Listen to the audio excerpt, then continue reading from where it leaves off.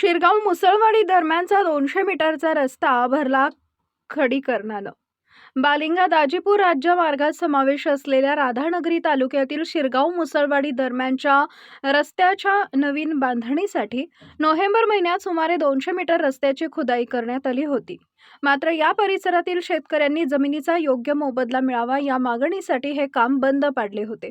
सुमारे 4 ते 4.5 महिने लोटले तरी या रस्त्याच्या दुरुस्तीचं काम केलेलं नाही। त्यामुळे हा रस्ता धोकादायक बनला असून पावसाळ्यापूर्वी रस्ता दुरुस्तीचं काम करावे अशी मागणी प्रवासी वर्गांमधून होत आहे।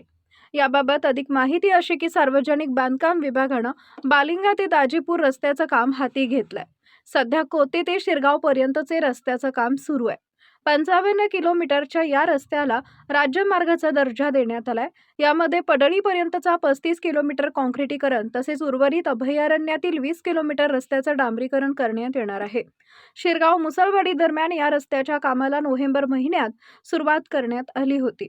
मात्र राधानगरी तालुक्यातील शिरगाव, मुसळवाडी, कांबळवाडी, तरसंबळे, कंथेवाडी गावातील शेतकऱ्यांनी आम्हाला कोणतीही सूचना न देता संपादन काम केल्याचा आरोप केला। तसेच भूसंपादित होणाऱ्या जमिनीचा योग्य मोबदला मिळावा या मागणीसाठी रस्त्याचे काम बंद पाडले होते।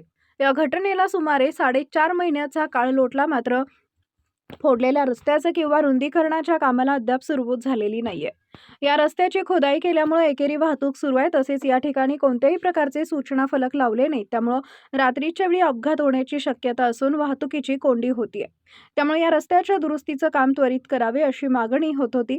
दैनिक बंधुता या आपल्या वृत्तपत्राची दखल घेऊन रचना कन्स्ट्रक्शननं आज दिनांक 20 एप्रिल 2026 रोजी सकाळी मोठी व जाड खडी टाकलेली आहे।